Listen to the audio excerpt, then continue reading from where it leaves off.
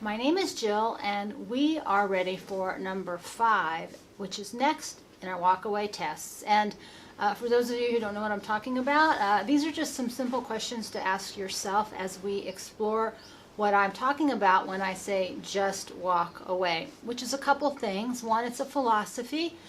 For me, I have my own. There's a generic component to that philosophy, but the short version is just walk away to real life as human and soul.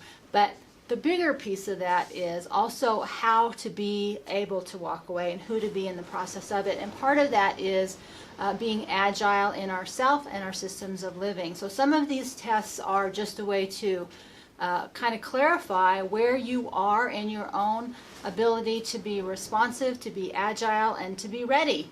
They're not absolute, they're not definitive. It's just a way to start asking some questions to look at who we are, get a little reality check, which I think we all can use at a certain point in time. And with that, we're going to launch into test number 5, but first we're going to take a deep breath, and we'll see you on the other side. The dream is on.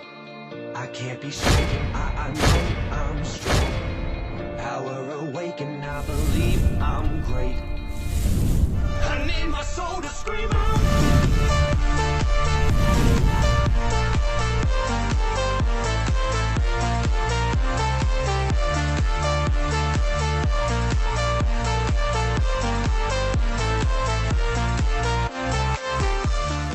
Bit struck by the irony as in my head as I was saying just take a deep breath, because walk-away test number 5 is really this idea about as the wave is coming at you, where will you stand? How will you be? What is your response to that wave? And I've talked a little bit about this idea in the talking about how to be a shepherd, sheepdog, wolf, or herding dog. There's a lot of metaphor in that, but I also wanted to put this into the framework of thinking about life as a wave. Now, those of you who are members, we've been talking about stress. We've been talking a lot about the ebb and flow of the nervous system, and the nervous system is really what we are in response to when there's danger, when there's survival, when there's fear. And a couple things happen, and so I wanted to put that same wave idea into relationship about where would we stand in the face of something really scary. And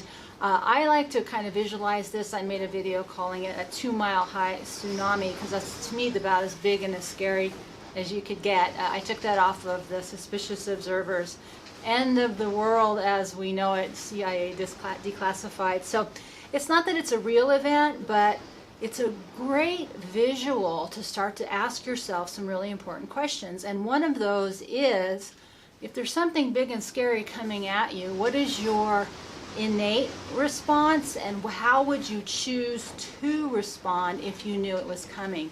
So there's a couple things that we do. The first one is, I don't want to know about the wave. I'm going to just sit on the beach and I'm going to put my head in the sand. So if that's you, if you're a hide it and deny it and I don't want to know about it kind of man or woman, this is probably not the right kind of video or channel for you. The second response is we can watch the wave, right? We are the observers. We are the people who sit on the beach and go, oh, look at that wave, which is sort of followed by this idea, but I'm special and nothing will happen to me because I am magical and I live in a fantasy world and I won't be affected by the wave that's coming at me, which is very different than being proactive and understanding how to avoid the wave.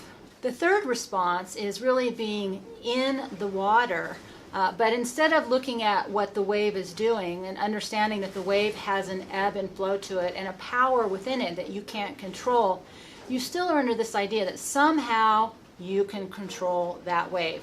You might even be doing that from the shore with some kind of super wave control machine, right? I am going to shoot you, wave. I'm going to kill you, wave. I'm going to block you, wave. I'm going to deny you, wave. Somehow my human power is stronger than the force of nature that's coming at me. And so that's the third response to that wave, that I don't know what it is, but I am sure as human I can control it and I will master it. That is my job. The fourth response, and this is really the group that I like most and will have the most benefit from everything we do on all my stuff, is I'm in the water, you're in the water, we're in the water.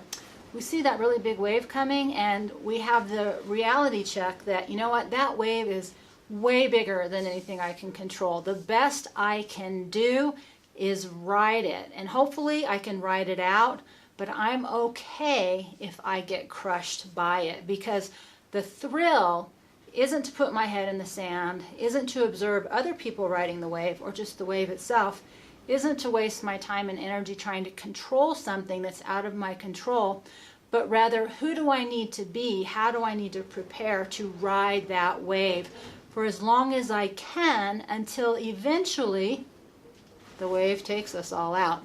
And that really goes to what I've been talking about, that there's three things I think that we can truly choose to prepare for. At least that's what we're doing here. And the first one is aging, illness, or whatever our terminal diagnosis is, because eventually the wave is going to catch up to us. The second one is the end of electricity, which will be the kind of wave that very few will survive, but those who have done the most training and preparing will have the best chance of surviving. And the third kind of wave is that extinction wave, that final wave, that 2-mile tsunami wave that's coming, and there's nothing any of us can do to survive. Especially if you're over a certain age, you're just not part of that small group that needs to survive. So we need to look at it in a very different way, and part of that shift in our own psychology and our own reality check is like, I can't stop that wave, but I can ride it for as long and as well as possible. And that's really the approach I want to take here with you guys. That's why I'm calling it extreme wave riding. For any of you who get a chance to watch Laird Hamilton in the documentary they made about him called Take Every Wave, that's sort of where I got this idea from, because it's the largest ever recorded. We'd heard it was undoable. It was just asking to die. I've been waiting a lifetime to ride this thing out here. Legendary surfer Laird Hamilton has pioneered the sport of riding huge waves. He was just fearless. We all thought it's not about the fact that we're supposed to control that wave. There's just a group of people in this world that you can't explain why, but there's something about those great big waves that say, you must ride me. And nobody else understands it, but if you're one of those people, you'll totally understand what I'm talking about. And it's not about charging death. It's really about choosing to own your life. And that's really what we're doing here. So those are the 4 questions on our next walk-away test. It's not about if you will survive. It's really about more how you'll live. When you did the right thing, you were rewarded. But this isn't the end of it. We've only just begun. So we're going to take a deep breath. I will link that documentary below. At least the trailer should be on YouTube. And with that, we'll see you next time.